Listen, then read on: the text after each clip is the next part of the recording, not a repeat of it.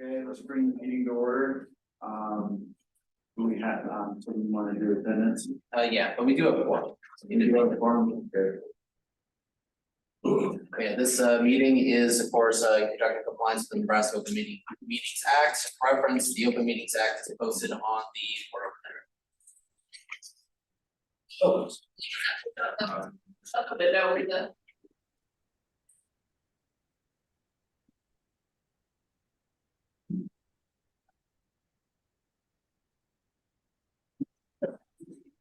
There.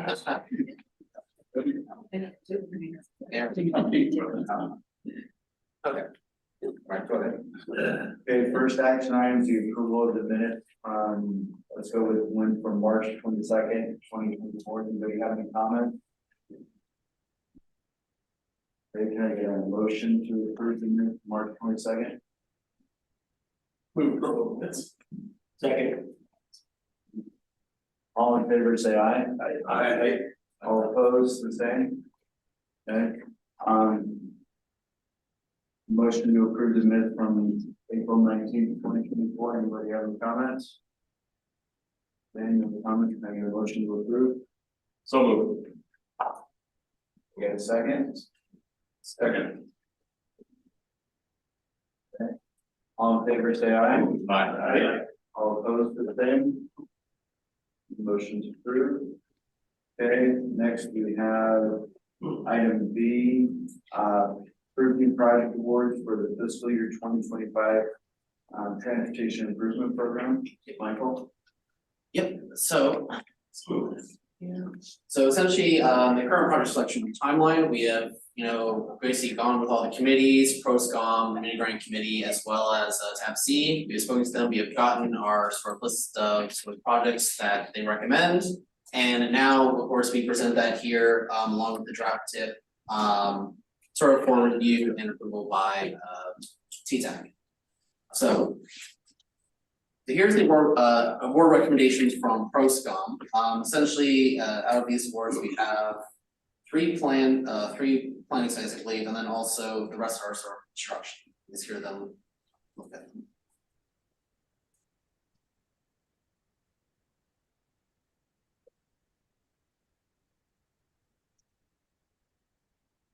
So essentially, we have about just over 64 million projects in awards to 2031. The reason why I know 2031 is because originally the Sarpy County's 168th Street project, we were originally going to record for 2030, I believe, but when we spoke with ProSCOM, that was prior to when we put in Amendment 4 into the sort of calculations for the funding we had. So we actually were going to go negative. So we spoke with Sarpy County and they agreed to adjust it out to 2031. So once we have next year, the 2026 to 2031 tip, you'll see that in there recorded as 2031 for funding. As of course, MAPA will work with these sponsors and NDOT to appropriately program these spaces through 2025 to 2030 tip. And then here are the mini grant awards from the RM20 Mini Grant Committee. We approved all awards that were given to us. We have one from Iowa, which is the Council of Pell. And then we have the other 5 from the Nebraska side.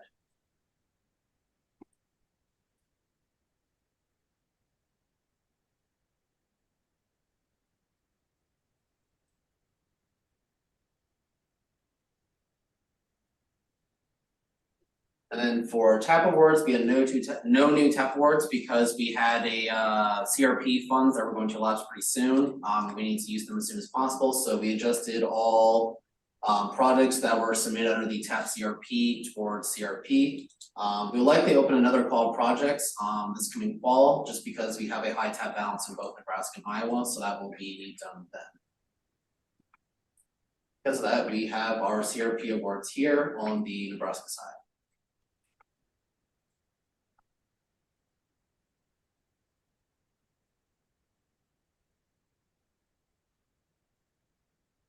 You know which road it is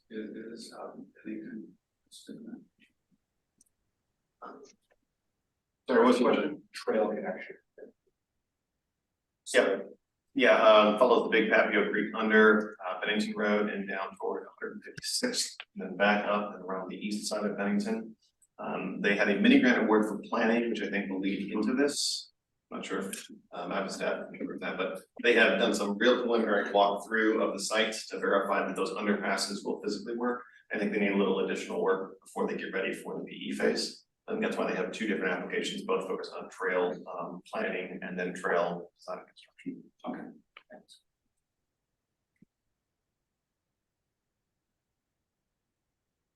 So we want a motion requested to recommend to the board to approve the new project awards from the committees for the draft fiscal year 2025 TIP.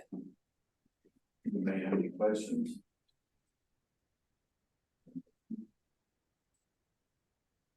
Motion to approve. Second. All in favor, say aye. Aye. Aye. All opposed, the same. Passes. And number C. Yep, open a public comment period for the draft news week 5 TIP, just me again. So it might be easier to just do this.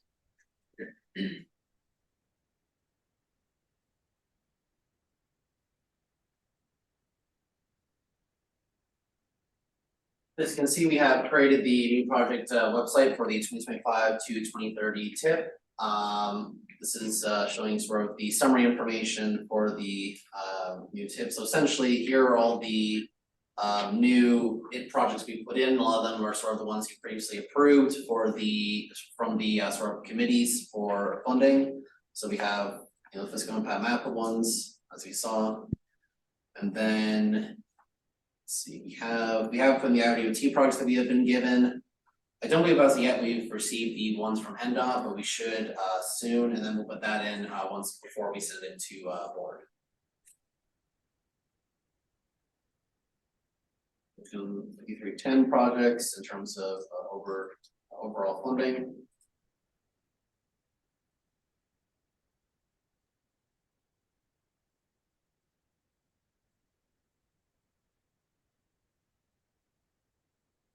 The fiscal constraint funding tables.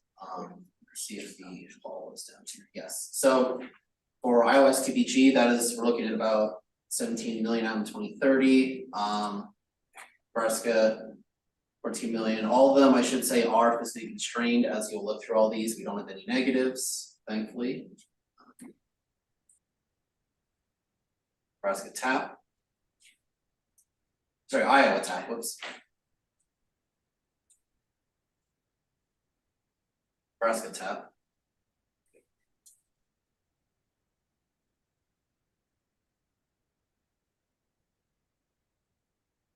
Iowa CRP.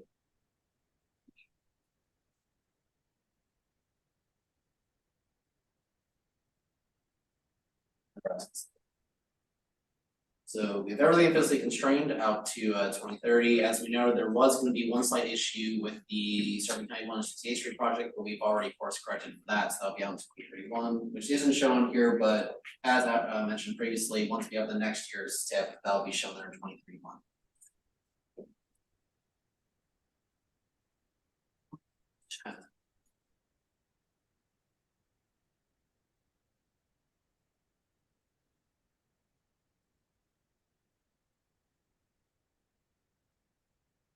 Because here's all the physical strength tabs as well. We've done here as I guess we went through. Here's the Iowa ones and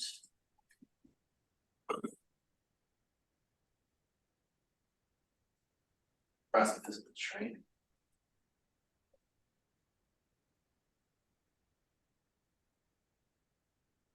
So we do have a few changes to the text. Of course, since we have the new CRP program, we have added that to the fee section to note that. We've also added the CRP language in the definition section.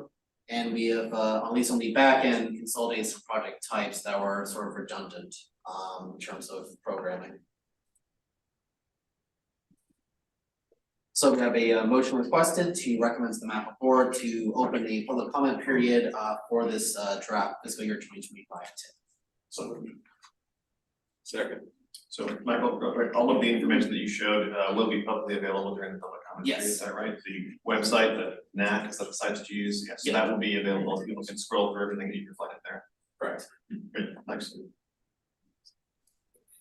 And Eric, just to point out, the TIP website is publicly available today. So if you go to the MAPA website, you could get to the tip and you could look at it by year. And it's publicly available to everyone. Thank you. I'm sorry, could I ask who, second? That was Eric. Okay. Oh. Yep. Oh, Rousers. Yep. Whoops, okay. Yep. I saw it the other way. Okay. Thank you. Okay, we have a first and a second, we have a motion on the table, can I get, all in favor, say aye. Aye. All opposed, same. Motion passes. Right. It's UPWP. Apologies for not being there in person, but this is the amendment to the fiscal year 2024 UPWP. Next slide, please. We do an annual reconciliation of our work costs it's in the rears. We're looking back and seeing what was accomplished in fiscal year 24. This is a cleanup item that we do normally this time of year, basically just to balance expenditures to actual costs. It adjusted some of the work activities that we are predicting through the end of June, adjusting some of the contracting opportunities. As you all know, some of the contracts that we wish to get into are sometimes not viable or are taking a little bit longer due to other unforeseen circumstances. Again, just a cleanup item. Next slide. Here's our motion to recommend to the board to approve the fiscal year 2024 Unified Work Program Amendment. Anybody have any questions? I get a motion to approve.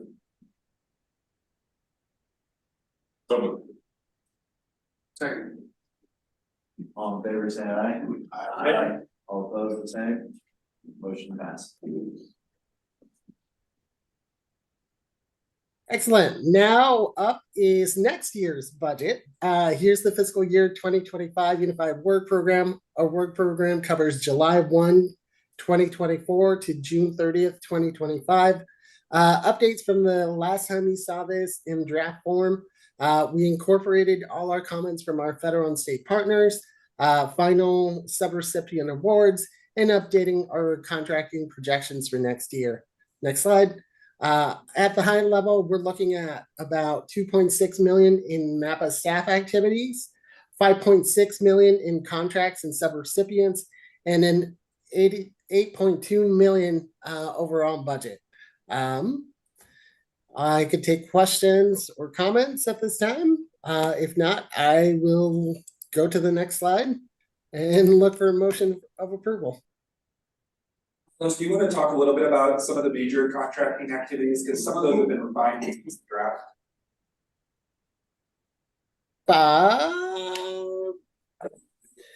Yeah. I had to look at that cheat sheet on that one. Some of the contracts that we're looking at include the Missouri River Multimodal Bridge, the PEL study with Council Bluffs for $350,000.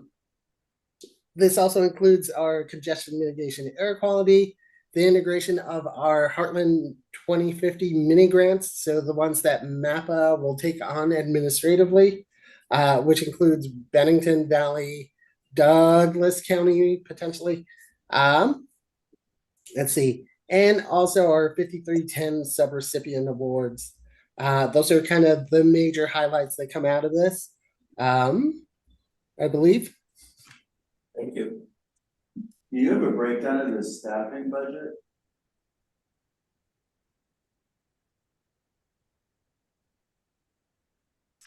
I do. It's right here. Happy to share our budget tables with you all. I'm sorry I wasn't there. I can have those to you all before the end of today. They'll be included as part of our budget. You go to the draft UPWP website. It's all. There's a 11 lesson. You go to just MAPA.org. Oh. The UPWP does not lend itself to visuals, but there is one budget table that we could use. So we can just go to services. Transportation. You click that UPWP link of number 643. Yeah. And then the FY25. Oh, I guess that's still the draft. Okay. The staffing budget hasn't changed, right? So if you go to look at that, and then just scroll down, if you open that up. Oh, the 25 one. The staffing budgets. Most of what's been refined here from the draft. Go back. And then down. Then if you scroll to the third to last page, there's the budget. Perfect, I guess it can work. Go back up. So there you go. So the staffing budget, so the UPWP budget here is really kind of broken into three categories. Michael, if you want to zoom in just a little bit there. The top piece is the federal funding kind of first fourth. That second fourth is the MAPA activity. So this is all MAPA staffing activities and then other direct costs, indirect costs, basically the things that go into running MAPA. And so if you, the internal piece, so that subtotal of MAPA activities, you scroll all the way to that right-hand column, that $2.5 million number is what Carlos is referencing there on the total transportation. And so we break it out by these work activities, and these are what we write the narrative to. So everything from the administration of MAPA's kind of guiding documents, planning agreements, DPWP, kind of our budget for the year, all the way down into sort of the regional planning, local and state planning, data services, public involvement, the supporting the new grant program, training and work activities like external conferences and professional development, and then the management activities. The smallest one here is kind of the membership services, because so much of that gets rolled up into the planning support. But there are some direct GIS things that we do that we categorize there. But you can see that breakdown across, and so the top kind of three columns there are the breakdown by the federal funding sources, but overall that $2.5 million number that Carlos is citing is that bottom right number there, right by Michael's mouse. So it's broken across kind of these various work activities, but this isn't strictly just staffing. If you see that total UPWP budget line item, you can see the breakdown there, direct labor, fringe, direct non-labor, so those are our software costs, other things like that. And then the contracts and subrecipient is everything below that dark shaded line.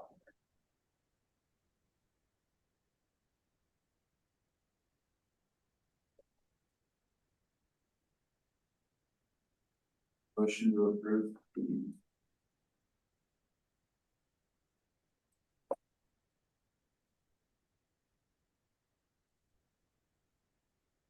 Second. All in favor, say aye. Aye. All opposed, the same. Motion approved.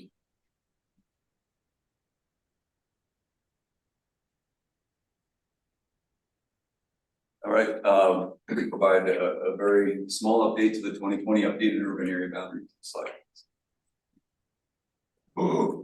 So in August of last year, we came to you with the updated urban area boundary, which you recommended for approval to the board. That was taken and went out to both departments of transportation. Iowa DOT came back with minor changes. There were some basically housekeeping rules that were provided where they chose to move the boundary on the other side of the road to include roads and also a couple of geographic features, some river work. So really not significant changes. You could see it either with the QR code or the short list. There's a GIS feature that would let you see the 2020 recommended or proposed urban area boundary, as well as the 2010 from the previous census. Go to the next slide. So I didn't try to highlight those again. You wouldn't see it at that scale, but you can see the changes here. But in green, it shows the proposed urban area boundary. Again, there are no changes on the Nebraska side and minor changes on the periphery for Iowa. Yep, please. If there aren't any questions, this would be the requested motion.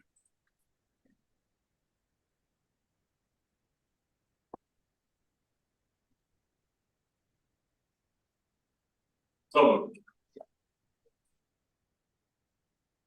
I have a second. Second. Then all in favor, say aye. Aye. All opposed, the same. Motion, you only have two people. Motion passes. You'll get all the credit in the minutes then. All right, for this next topic, the agenda had me, happy to have Tim Adams present on the artist data for State Streets and Roads. Awesome. Thanks, Jim. Guess I'll sit over here between the screens. Tim Adams with WSP. I'm the project manager for the consultant team, leading this Safe Streets and Roads for All. I think a lot of you know me, but I want to introduce myself. I worked on Safe Streets project across the country, specifically with the Omaha Vision Zero effort. That got wrapped up last fall and adopted by City Council.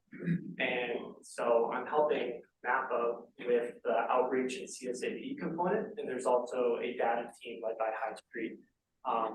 But I kind of want to give you an update on what's been going on so far and where we're at in the process.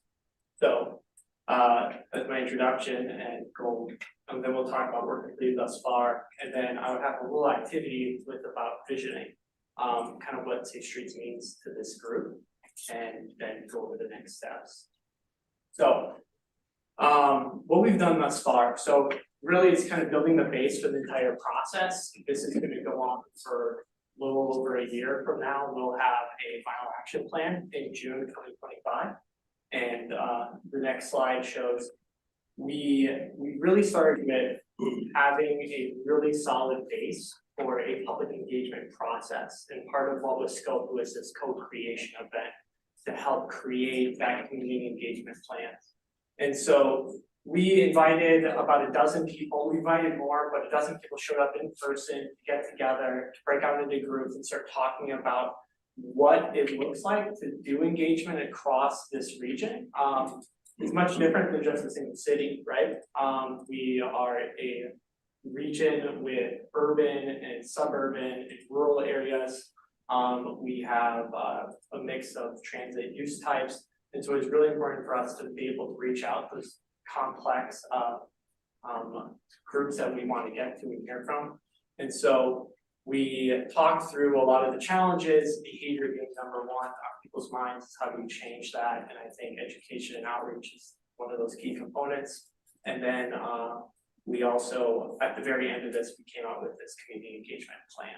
And so on the next slide, we put together this community engagement plan and we sent it back out to that same group that was invited, so about 20 to 30 individuals from across the region and stakeholder groups. And they're putting in their comments right now and reviewing that. But this is going to outline how MAPA and WSP and our other consultant partners are going to conduct community engagement efforts for the entirety of this project. And we're going to have, from that co-creation event and what was scope, we're going to have public meetings, we're going to have pop-up events, we're going to have a lot of online engagement. We're going to meet with community groups. Really, a really important piece of that was getting into groups that already have audiences established, so we don't have to reinvent the wheel with this process, and we already know that some people already have ears, and so we don't have to do that work. And we want to find out the engagement team will inform, consult, involve, collaborate, empower the stakeholders and community throughout this whole process. And we set some key goals at the end of this workshop and through the engagement plan. And then I just wanted to highlight that this is a living document, right? We see that term a lot, but we are going to host this publicly on MAPA's website, and it's going to get updated as community engagement gets done.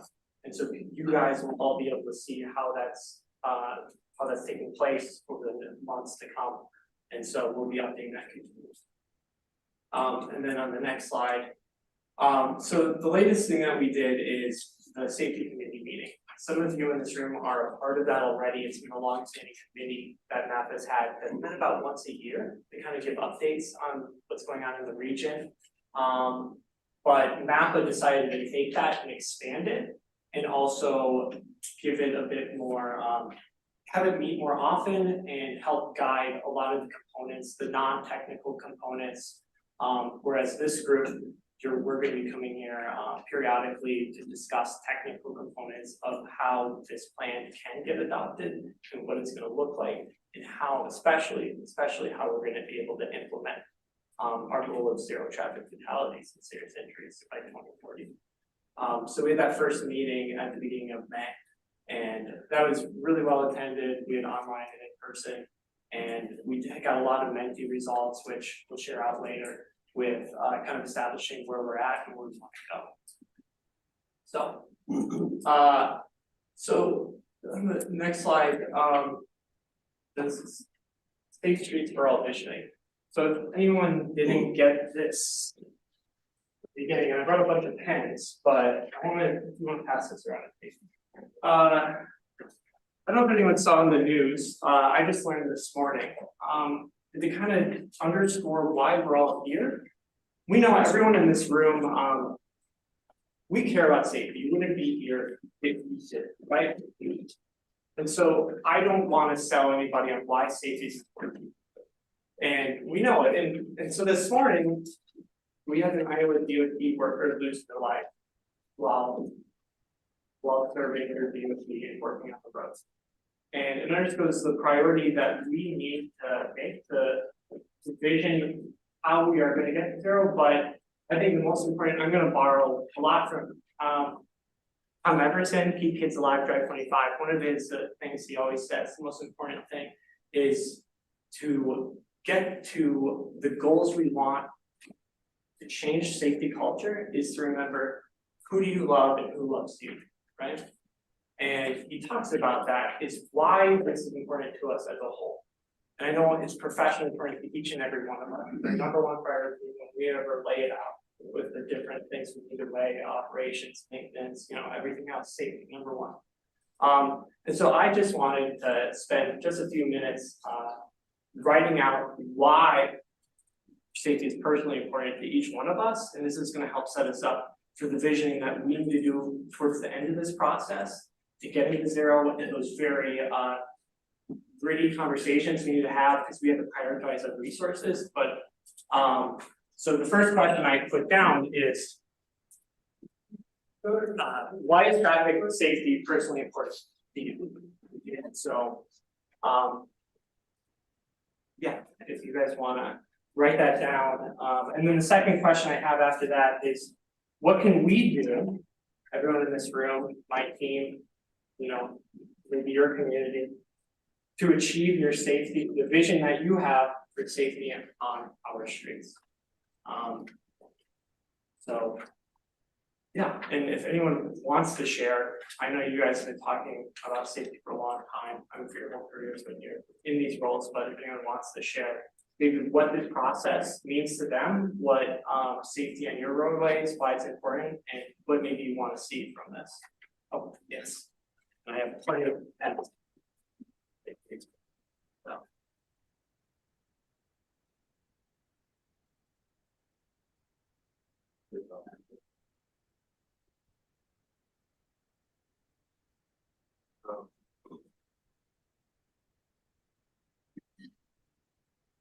So, well, I'm going to keep talking, and please interrupt me if you want to.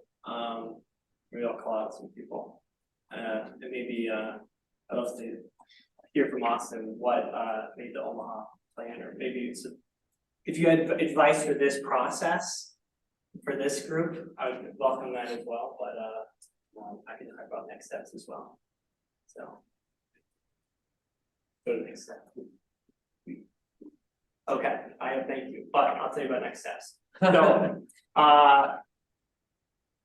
what we're gonna do next, so right now MAPA and Nebraska DOT are meeting to talk about some data and how we're gonna move forward with how that's gonna be used for going forward. So right now we are getting the comments from the community engagement plan, and we're gonna start setting up and planning for a lot of those in-person events. And then the next thing after that and during that, we have a task called leadership commitment. And so that's many of you in this room where we're going to have the discussions, kind of what's on this piece of paper, of how are we gonna hit the zero and what that might look like for your specific community. Since MAPA is a very big region, and like I said, we have urban, rural. We have a lot of different solutions as well. So there's a lot of different problems and a lot of different solutions. So it's not gonna look the same for Omaha as it will for McClelland, Iowa. And so we wanna have those conversations on what those problems are in those communities. So after we get that data, then we can see what's going on in those communities. We're gonna start talking about those countermeasures. We're gonna start talking about the solution strategies, policies that we can help guide and use best practice and put into place. So those are kind of the next things that will immediately take place after this. But open any questions, comments. Happy to talk about demonstration, grant funds, applying for more safe streets for all. I hear next week they're gonna release the results, so this is a plug, but apply for money, there's a lot out there. And if you have any ideas for safety, I'm gonna go after it.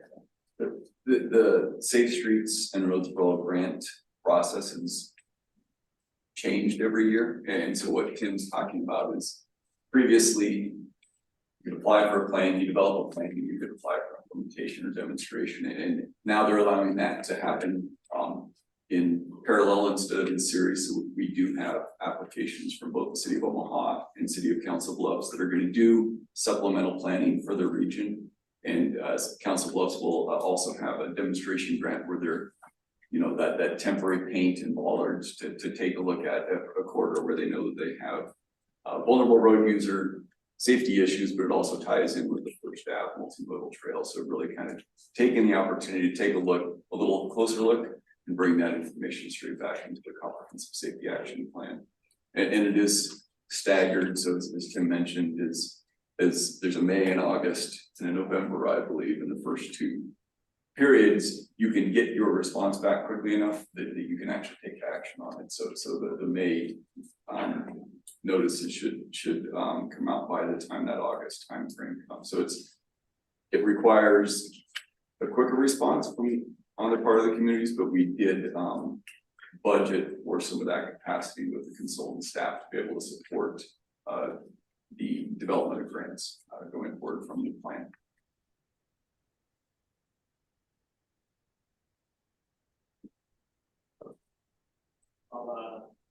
Thank you, and you just want to leave those at the table when you sit around, that'd be great. I really appreciate your time. Thanks.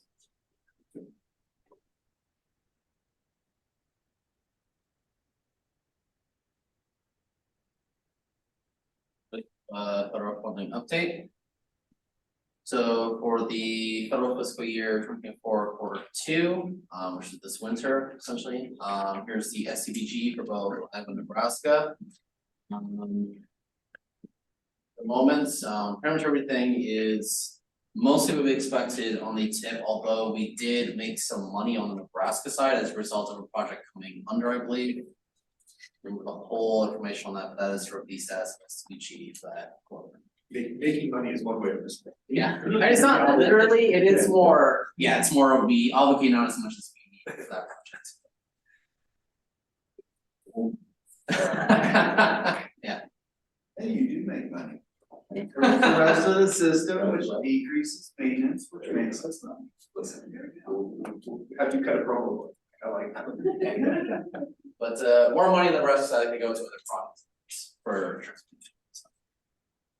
And then here's the TAP situation. Everything's on track. We reached out to Council Bluffs. We did not get much information specifically about the status of their Speed County Connector Trail, but we'll find out more as we move. So are all of the projects at the bottom that are currently in process? Yes. Both the previous slide and this slide? Yeah, those would be the ones that should be, I believe, should be for this sort of federal fiscal year obligated, either plan to or they have. These are the funds that are programmed in FY24 and the phases associated with this. Yeah.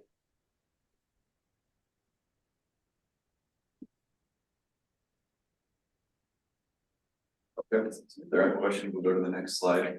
So MAPA, back up, there are 3 groups of federal transportation performance measures that are established for the states. The MPOs have the opportunity to opt in. We've chosen to opt into this, the PM3 truck and travel time reliability, as well as the safety. And so we've done that since these started in 2018. A real quick update, we provided this to the DOTs and Federal Highway on an annual basis, and so we're providing it to you. The truck and travel time reliability has 3 individual measures. We look at interstate travel time reliability for all vehicles. We look at the same for non-interstate national highway system, and then there's finally a truck travel time reliability that looks at reliability on the interstate itself. We've been talking about this year over year, so those that are in this room, it is a very high level regional snapshot, but it does let us look at trends, and so we're going to give you a quick update. Next slide. So very quickly, again, the travel time reliability takes INRIC speed data. It looks at and presents a travel time along segments. These segments are a product of the HPMS, or the Highway Performance Monitoring System. And then along each of those segments over times of the day, that travel time ratio is measured. So for the interstate and the non-interstate travel time reliability, that's called the level of travel time reliability, or LOTTR. And that's just the 80th percentile over the 50th percentile for the travel time for that segment. And it's looking at basically what's the difference between a congested travel time to your free flow speed. And a couple graphics on the right, just to kind of center it. In 2020, a major construction project took place on I-80 eastbound, looking at bridges where this traffic counter is. So we were able to kind of take a look at both what's measured traffic as well as what we look at with speed. And it just, this is a good example, whereas the truck travel time, a little bit different. It's the 95th and the 50th percentile. If for any of those time periods during the day, it's over 1.5, that ratio, we call it unreliable, and that segment is deemed unreliable. For the travel time for all vehicles, there's some additional math that looks at the vehicle occupancy, and it basically is expressed as a percent of person miles traveled. So it looks at traffic volume and what we see as travelers to get a measure of how significant that delay is, or that unreliability, and how it impacts local drivers or people that are passing through. So we'll go to the next slide. Sorry, Yep. on the last slide, it says that's in seconds. It is. And Yep. where it says at 40 seconds, I've measured over a distance. It is. So it's directional along those segment lengths. Typically on the NHS, it'll typically be between major intersections. On the interstate, they're roughly about a mile length. So yeah, that's that travel time for that segment in that direction. So maybe, when I hear travel time, I think 28.8. You're Yes, saying this is over a 1 mile length? this is over a segment, an identified segment. The term they use is a traffic management channel, or a TMC. And they've established this network for us, and that's what's measured Across the whole country, at all segments. Yes. Okay. So we came to you in 2022 with that. Generally, we are, by this measure, have very reliable travel on the interstate. And so we had set targets to 98%. Again, this is that percent reliable travel, person miles traveled. We came in at 94.9. I'll show a little bit of work on, kind of as to that, but for this purpose, the MPO sets the targets, and we use it for our planning information. This isn't something that's reported to or comes with penalty from the Department of Transportation. Go to the next slide. This is where we experienced the most significant or unreliable traffic at I-80 westbound, just sort of south of the I-680 interchange, along I-80 eastbound and I-80 westbound. Generally, these were PM peak, that'd be 4 to 8 PM. So again, a very rough measure. It shows that during that period that we experience unreliable traffic, it definitely doesn't get down to individual events.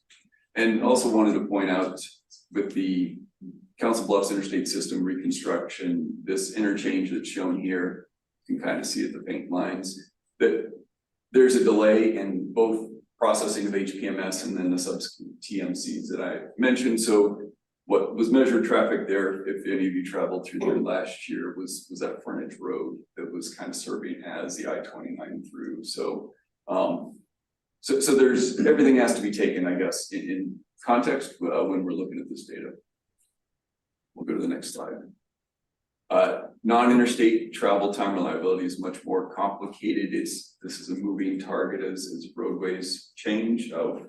And so the NHS itself has changed for our region as well as the data that's been measured. We came in just under our target at 94.6%. We'll go to the next slide. So this is much more challenging. Clearly, it's spread across the region at the level that you're seeing here. Not a lot of utility. We're still working on means to present this data that would be interactive. So you could pick and choose, look at a segment and look at corresponding speeds along those roadways. Next slide. Truck travel time reliability. This is a little different in that we don't measure the volumes and take a look at vehicles. So this is just a ratio of the speeds. Ratio higher is less reliable, and in this case, we're slightly above our target, 1.3. Next slide. Again, much more complicated to see here. What I've done is chosen the 6 highest or most unreliable segments, and really, again, the measure itself is not important, but what it shows across the board is where we experience the most delay, or they do as truck drivers in and through the region on the interstate is during that PM period. So we'll take this information. I think we're always growing in our abilities to analyze data. This will go into our freight study really to take a closer look and to better understand the data.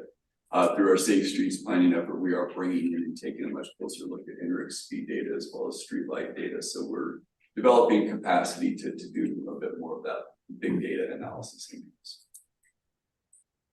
Happy to take any questions on this stuff. Yes. Does this help generate any solutions to decreasing the issues? So yeah, I think it will. Underline this data set to standardize it across the country and to allow states and municipalities to look the same is averaged at 15-minute intervals. Underlying data, there's a lot more. You could get down to 5-second averaging. So there's data that's not being utilized in this process that's absolutely used, I think, in other studies, and we can make use of it that lets you get down to more detailed analysis to identify problem areas to identify and then potentially help with providing solutions. I think too, Mike, part of it is that this data set has changed, particularly on the non-interstate, but even the interstate pieces has been variable over the years. And part of our struggle is having some of the things that we would like to look at on more of an individual daily basis, like active work zones, being able to show those spatially, incidents and crashes, and aligning that safety data and being able to say, well, this is crash related, this is work zone related, having more of that for the traffic incident management framework that exists here in the metro area with all of the law enforcement partners and engineering partners. We have a little bit more of that on the Iowa side, just through the CBIS project, that we're managing a lot more of that and having those performance measures and being able to track that. That's the vision of some of this work, and particularly on the freight study and building some of that. But this data set is not, it's not super useful in the sort of easy button that they give us to pull out the data set and report these measures. Underlying data is much more granular, but finding those, those cross tabs and being able to compare those things in time buckets is really where it's going to be unlocked. We're just not quite there yet. That's the vision, I think, of where we've gone. And again, this breakout, we weren't able to do this, several years ago in this reporting. So getting a finer set of tools.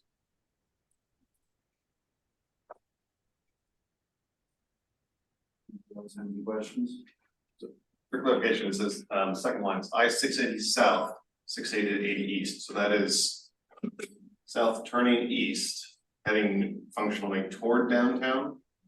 Yep, and so you can see it segment wise, it's the one that has the 3.33 to the right of it. So it's that movement. Yeah, I'm interested in the PM travel time reliability being as bad going toward downtown as it is away from downtown in that PM interval. Yep. That is surprising to me. Yep. But So that, I mean, that there are related projects that have been completed that could improve that. There's high friction surface treatment, for example, placed on that. So depending upon how the data is measured, there were a lot of crashes, particularly during rainfall or snow events that could easily influence these numbers. So those, again, as Mike said, we've not pulled those out. That is conjecture, but finding a way to describe that area, yes, it's just that when you're moving fast and the truck has to slow to make that turn, I think it could just be as simple as that. so it was regional, go ahead. So a few outlier events in inclement conditions could skew the entire data set. And that's what we would want to better understand, and that will keep there's more capacity in handling that big data.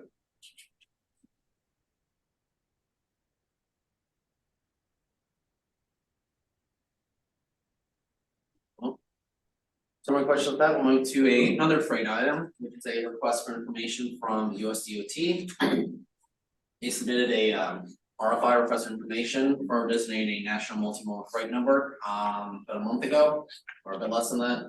But essentially, this sort of the purpose of this is to sort of create or basically collect information on how to best sort of identify both critical freight facilities as well as sort of the corridors and networks across different modes that will make up a new national multimodal freight network that can help them achieve sort of different policy goals at these sort of national, state, and regional levels. Because they want to collect a very broad information in terms of how they sort of identify these corridors and facilities, they are looking for information from a variety of different sort of organizations. You have both MPOs, local governments, states, airport authorities, port authorities, private sector, public sector, public scholars, just broad category. I think pretty much almost every organization who's here at TTAC could theoretically comment on this. And sort of the underlying information that they're looking for in this RFI is sort of these questions. The first one is the fact that they currently already have a national highway freight network. They want to understand sort of how to sort of interplay that with this new national multimodal freight network, sort of integrating both air, sea, rail sort of freight into this existing highway freight network. Or at least create a new one, but like how to sort of interplay with that in terms of sort of funding, policy, and so on and so forth. They want feedback on a list of different sort of goals they have for the NMFN. They have sort of feedback on factor prioritization for designating facilities around miles, as well as feedback for sort of their thresholds criteria, sort of how to collect that data, how to sort of use it, and how to properly sort of aggregate it. The link to a summary of sort of what they're looking for, as well as how to submit it. That is, we sent it out on the agenda. There's a link to that there. That summary includes sort of a summary or breakdown of what they're looking for, all the information here, sort of more detail to these questions, as well as a survey that we've created for you to submit if you want, but instead of submitting to us, you can also submit directly to them online. Their submittal deadline is 11:59 Eastern time on June 11th. You can find that also on the Federal Register. You can look up the RFI for the National Multimodal Freight Network, and you will find the information for that there. I think one way that this is important for jurisdictions, although it won't change funding, the National Highway Freight Network and associated funds will stay the same. That process is slow as it goes through federal highway, and they designate roadways, if they're local roadways, or just facilities that are using, the roadway network and doing that multimodal transport or future projects. A designation like this or understanding criteria that could identify them would improve opportunities, for example, in discretionary funding, grants, and just helping us describe the multimodal network. So capturing those roadways, again, this is something that if we get a better understanding of what's important to each of you and what those criteria are, we can put that into our freight study as well to just apply those criteria and take a look at our network regionally.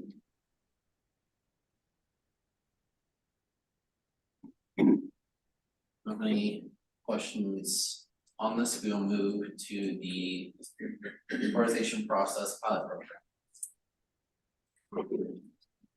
So we presented this to you all last month at the last meeting. Just a quick review, it's an IIJA funding amount, funding grant. Max award we submitted for was 2 million, no local match required. We put that in, it's applied for, and that's all done. We're waiting to hear back, and in that waiting process, we're working to put together some extra materials and to keep the ball rolling, so that once we hear back from them, whether that's positive or negative, we have something to work from. We have put together a brand new for that, which is the Transformative Regional Investment Prioritization System, otherwise known as TRIPS. And you can go ahead and right, we worked really hard on that one.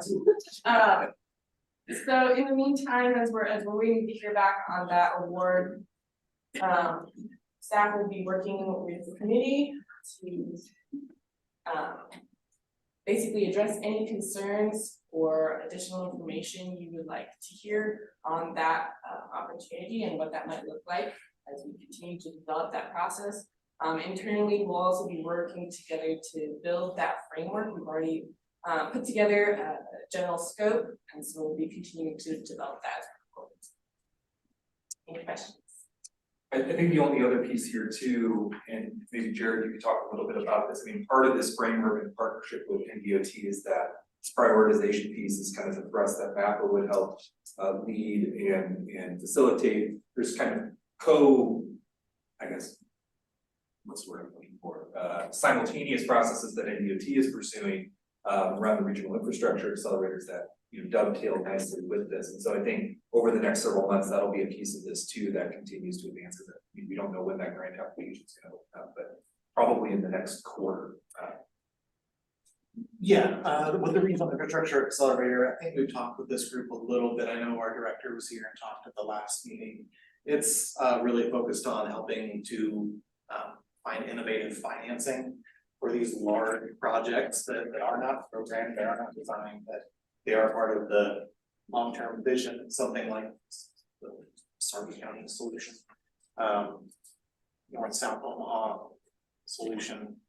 So this project prioritization, while MAPA will lead and will be a primary benefit to MAPA, it will also help NDOT be more quantitative and honestly be more transparent with those select projects. It won't be utilized for our regular program or anything like that, but it will help us with public engagement and pursuit of the necessary and innovative funding to help deliver those very large projects that historically have taken far too long to deliver.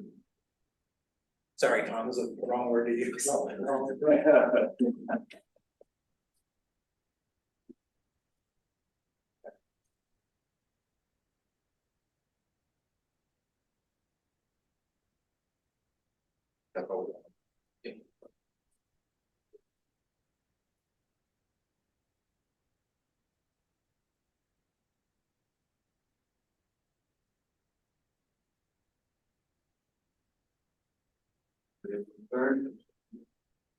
I got nothing from a planning aspect from DOT, nothing new at least. We need a giant pile of money so we can get some grant magic to drop in $1 billion so we can move. I mean, we come up with this MTIS plan in 2019 and we're grinding through a few of the beginning projects, and it's going to be obsolete before we implement a fraction of it, and it's silly. And we don't include Dodge Street, we don't include Highway 31, we don't include 370, we don't include Cape Hart Road or any future, this whole future ring around us. I know even with Paul Mullen, we talked about, gee, do we get out on the other side of the river and wrap around Omaha kind of things? And I just, by the time we deliver the last thing we came up with, it's not even gonna, I mean, it's taking care of a few of those little red lines. That's not all we get. Money is just not coming fast enough. I know I don't wanna be a complainant on my last couple of years of my career. And I told Vicky, we just need more money directed towards this end of the state. So that's my thrust. I can hopefully get something going with that. And, you know, see this infrastructure hub and the grant writing processes, and who knows what the next administration is gonna require of us. So how much futility is in some of what we're doing now anyways, but up to going, getting production. Every day I see we've got a traffic signal now on 370 and I-80. And you know what that does? I mean, it's like granite blows up. I got the phones light up, and we got little pinch points and issues everywhere, and we're just one bad wiring or one utility mess up where they bored through our conduit away from locking up the whole system. And I don't know, it's I hope what we're doing makes sense. I hope it's productive, and I hope the money can come faster than I know it's gonna come. Keep pushing, that's what we do, right? That's our job.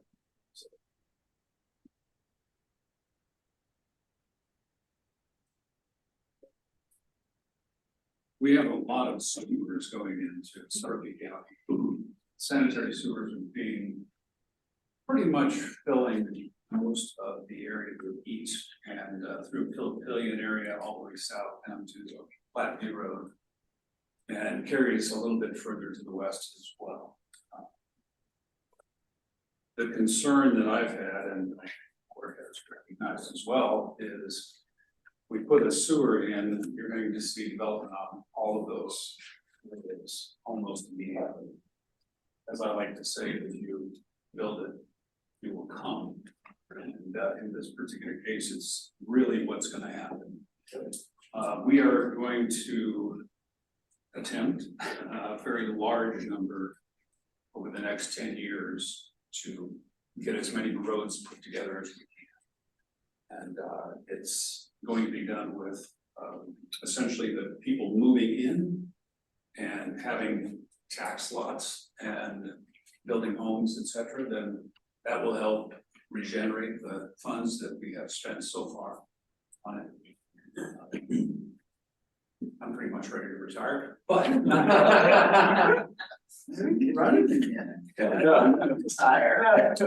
It's just half a county of this, it's right. we are engineers Hey, never the stop. minute I'm ready, I'm just. But that's our big project right now. And you can see it right through all of the stuff that's popping up, commercial, industrial, of course, residential.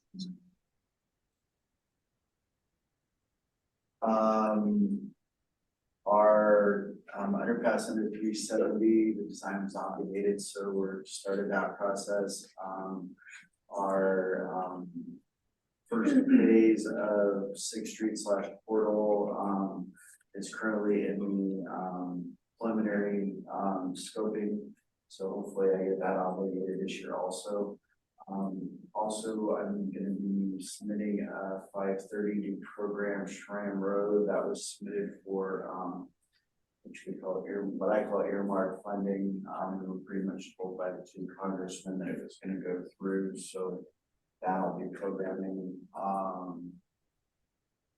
And we're starting our UBAS in May and doing panel repair throughout. This year I should be letting an Opticom update project for the pavilion, so we'll be upgrading our entire system to Opticom to go away from the force sensors to visual sensors. Also looking at doing a can't hire a traffic signal tech, so I am going to contract out preventative maintenance for our traffic signals, getting to the traffic signal issues mentioned on like 370. We're finding that just setting the signals doesn't work. It's set without maintenance, so we're going to contract that out. That kind of covers what I've got going. Mike, on the Opticon project, how many signals does that affect? I mean, it's all of them, but I don't know if the 55.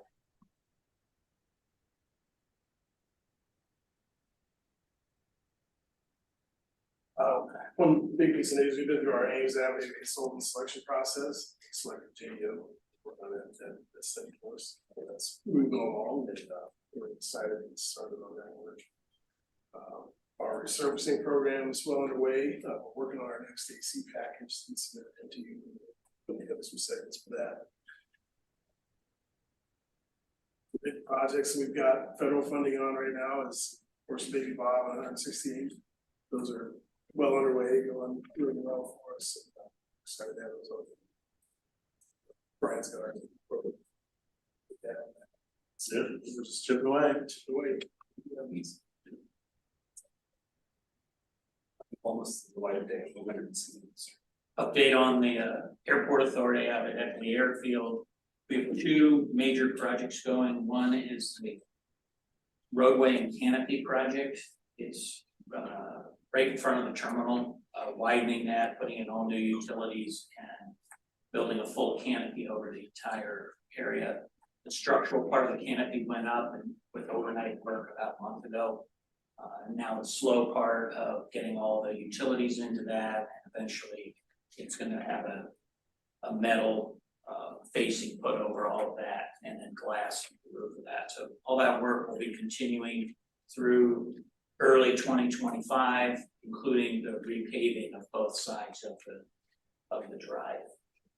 Within the terminal, that project is a design build project and it kicked off in February of this year in earnest.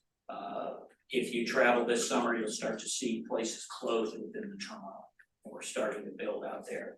We're building a new central utility plant. We started putting in the foundations for that this week. That's going to be up by the end of the year. And then we're going to split the terminal into a north and south piece, probably late this year or early next year. And then the only way to get from north to south will be on the sidewalk out in front while they build the large gallery that will be the new checkpoint station and a new concessions on the secure side. So we're kicking into place. People will start to feel the pain, and the work is going almost 24 hours right now, night and day with shifts. So it's underway.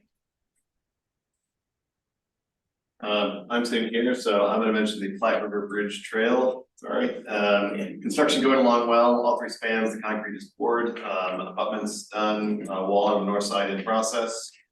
Preparing for the trail on top of the levee, entities, coordination on those two projects for both ours. Expected completion in July. So we should have a ribbon cutting sometime this summer, and strong hope that that is done in time for Outlandia, because that event is directly on top of that project. And so we hope that everybody will be able to walk over to the river from the campground, Coppenwood. Elkhorn River Trail Bridge, just on the south side of West Maple. Contracts done, signed. Literally the very first thing was to file a CWO, to change the scope on the survey, but the river survey for the very preliminary work is moving forward. So similar to the Platte River Bridge, but to have that major connection over a big dividing body of water moving forward. So those were both going well. And then on a personal note, thank you, MAPA, for the learning site visit. That was excellent. I really appreciated everything we saw, and I think it's very valuable to my own work and development of projects in the future. So thanks to everybody who's involved in that. I'm just saying thank you. You can talk about it more later. Okay. Scratch that one off my list. Let's see, okay, Highway 75, Murray Plattsmouth, all the paving is done. Right now they're working on median surfacing and permanent seating on the south side. So that's gonna be wrapping up here shortly. And then we also have some, the Bellevue bridges, Highway 75 and 34, that's all done. The last thing we have left to do is permanent striping. They've got southbound done, and they're proceeding on the northbound. North Freeway, Hamilton to Fort. Let's see, Parker, Benny, Lake, and Sprague Street bridges, the deck repairs and approaches completed, open traffic. And the Bristol Street Bridge repairs, that's completed and reopened too. They've milled and they've milled northbound 75, Pratt to Fortin, overlaid that already. Now they're milling 2 northbound lanes, inside lanes, Ames to Parker, and 3 southbound lanes, Ames to Hamilton. See the Benny, Lake, Bristol, Sprague, and Pratt Street painting is completed. And right now they're working on the Ames Street Bridge. And they'll move those parts where they need them to do parts of the bridge, shift traffic. When you go down there, watch the signs. Okay, they're also working on the southbound bridge over the Stores Expressway. They're putting in new expansion joints. They finished the right lane, they moved traffic, and they're not working on the other lane. I feel like I said, the Hamilton Street Bridge is closed, the deck is gone. And they are working on the abutments, and our shuttle service is ongoing. And I think the project manager gives us a monthly update on what it costs per passenger. And it's like $3,500 per passenger for the month.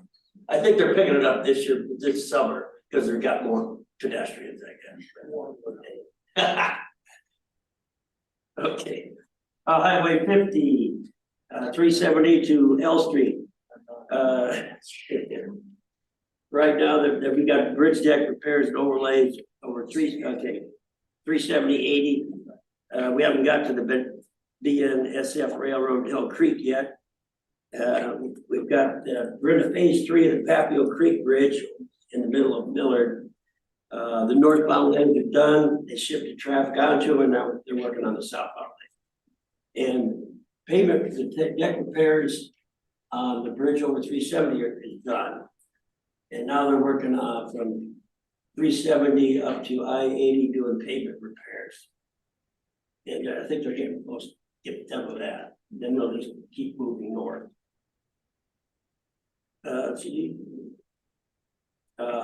I-80, 60th to 24th Street, pavement repair. We're gonna mill and overlay. That's night work.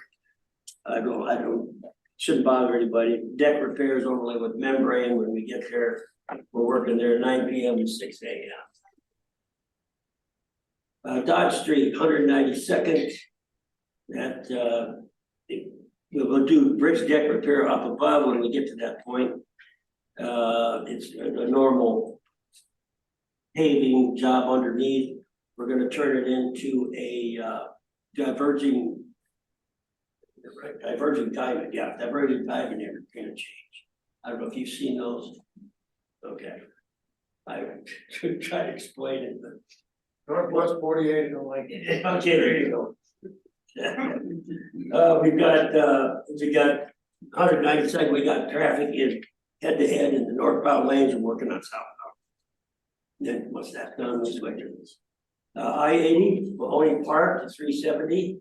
We're putting a cable guardrail down the middle of the median, and that's underway. Another one is US 275, Douglas County line to Maple Street. And we're doing pavement repair down there. And occasionally one of the lane rain closures. See, northbound, southbound lane repairs are completed. They're Highway 64 north to Bennington Road, and that's completed. Now we've kind of switched traffic. We're doing the inside and one to the outside. I'm gonna take this one off the list. I-480 bridges, 20th to the river, it's completed. Start bringing it up every time. And let's see, upcoming project, we got some night work. 480 Bancroft to Dewey, it's crack sealing. Another one, same thing, I-80 13th Street West. Same thing, crack sealing. Another one, I-80 westbound to CD Road at I-680 to Q, crack sealing, same thing. And then US 6 Harrison to Dodge, we haven't started that yet. It's gonna be night work, pavement repair and shoulder work. And another one is US 6 Dodge Street to Skyline to 168, that hasn't started yet. It's gonna be deck repairs and shoulder work. All I got. Just to follow up on a couple of things that mentioned, you brought up the infrastructure hub. I don't know if we've talked to this group much about what that's actually going to be. It's going to exist under Jody Gibson's local assistance division. And it's really intended to be a in-house shop for a lot of the rural communities that don't have as much federal fund experience, don't have the staff or the resources to typically handle a federal aid project. But there will be a lot of tools and resources there available to them, technical assistance. It's available to anyone, but it will be prioritized for the smaller communities. Someone mentioned the earmarks, the congressionally directed spending. I know we fielded probably 15 letter of support requests over the past couple of months for those, because they have to have evidence that NDOT is going to incorporate it into the SIP if funds are approved. We don't have a streamlined process for that, so it comes in through the director's office or email to me, or a phone call to Jody, or through Jim or Mike that ends up with us. So part of this infrastructure hub, there will be a website, there will be a link to go in and request that letter of support for either the earmark, or if you are just seeking a letter of support from NDOT for a typical discretionary grant project. Just trying to make that process easier on our partners. The regional infrastructure accelerator, we've already talked about that a little bit. We're hoping that that's the solution that Tom was talking about, where we find that funding. And then Complete Streets, the third stakeholder meeting will be held in Lincoln on June 25th. I don't know how many stakeholders we have here, but probably a few. Any numbers online, Mike? Yeah, is there any updates for anyone online?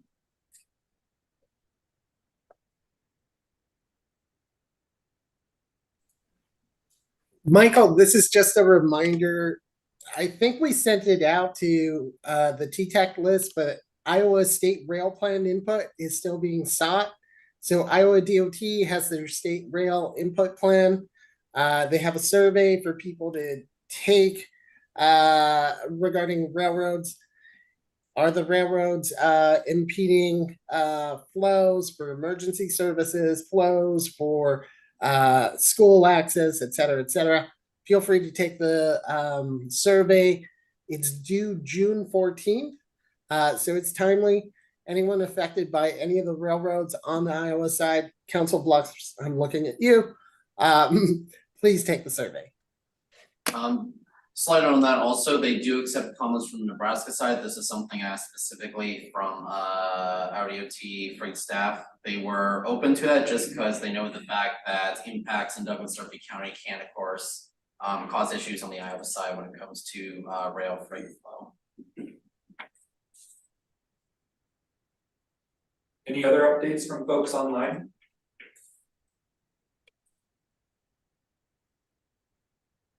If not, I'll make just a couple of brief macro remarks. I guess first, I'll talk a little bit about the tornado, the more I'll take it to you for the Vernon site visit, but obviously, you know, the tornado is kind of a big focusing moment for a lot of community leaders here in the region. I haven't heard of any kind of specific things from sort of this group and the TTAC stakeholders, but obviously, you know, with recovery efforts, public works crews mobilized across the region to help with those kind of response efforts. And so, you know, of MAPA's 6 counties, 4 of them were impacted, 3 of them really significantly with Douglas County, Washington County, and Potawatomi County. And I guess I'm just extending, if there's any needs that you all have, those recovery efforts as we get a little bit further from the immediate response, let us know. There are some federal funding sources that come online for infrastructure investment through the Economic Development Administration.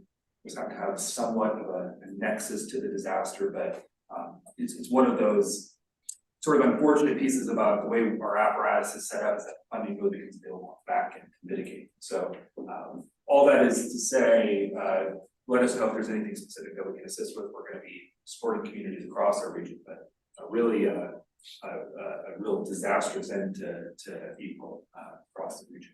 On a more positive note, Laura, I don't know if you want to talk a little bit about the learning side, because I know a few people from attended that. Yeah, so Austin and Eric both attended from his group. We took about 20 people total out to Charlotte, North Carolina last week. Stayed for a couple days, mostly focused on kind of transit, trail oriented development.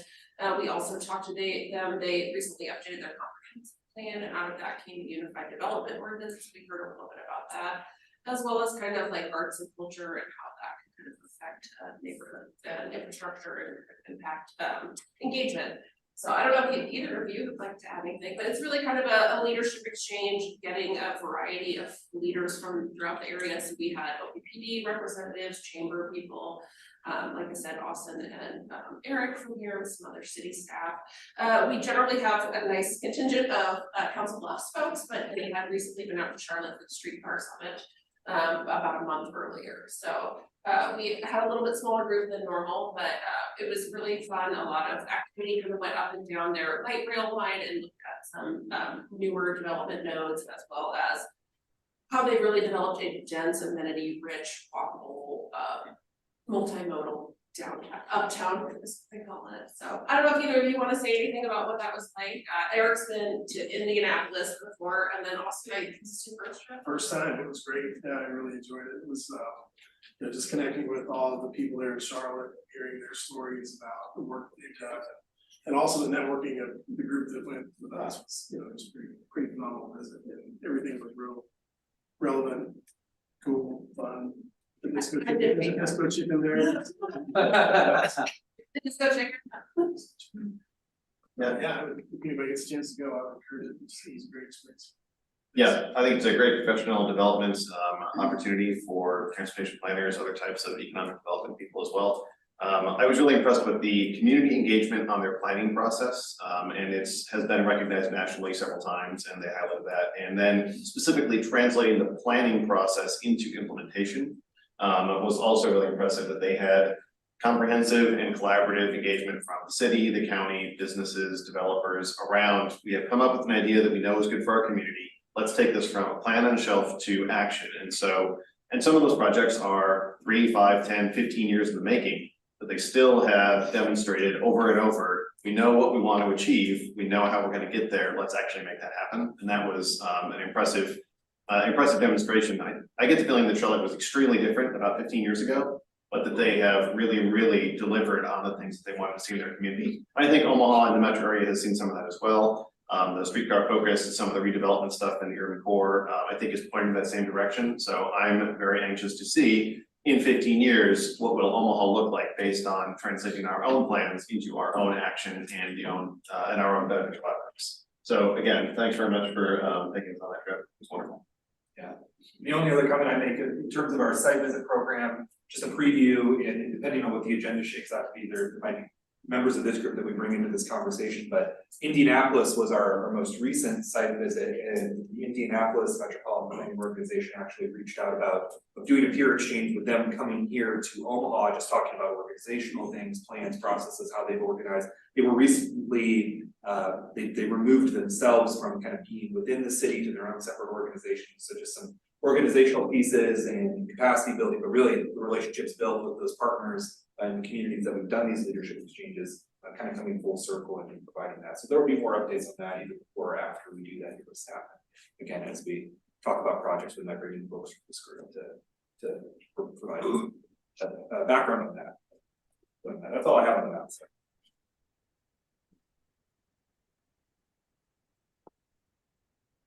Anybody have anything else? I was gonna mention that we have the golf outing May 23rd. We tried to stay away from your Friday, but it didn't move back up on us. So and we give you the dates a year in advance. Yeah, that's okay. We recognize that it's when is that? the 23rd. The 23rd of June. Man, oh, that's 23rd. Oh, okay. Well, you did a good job on it. think our meeting in June is on the 23rd, that's why I was. What's the MAPA Board of Directors, I guess, they don't care, they probably want to have a lot of golfers from that, but I. Yeah, it's true. That's true, well, you never know, And I guess the only other MAPA event that isn't listed here, but that's coming up on the 12th of June, is our council officials, if you guys want another UPW presentation, you're welcome to come to that, it'll be at the Strategic Air Command Museum out in Cass County, I thought it was in Saunders County, I guess it's actually just on this line. But we'll have Clayton Anderson, the Nebraska astronaut, the director there at the Strategic Air Space Museum, or Strategic Air Command, sorry, I used to use the old name. But he'll be talking a little bit about workforce and challenges, the work that they do there at the museum to inspire the next generation into STEM careers like engineering. So learn more about that. Yes, sir. One more happy Bike to Work Day to all who celebrates. I've ridden in the past, coincidental, thank you MAPA for putting these two on the same day again this year. But I think there are 5 of us this time, right?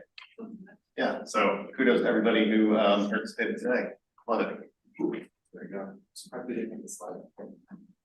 Okay. All right, can I have a motion to adjourn? Second. All in favor, say aye. Aye.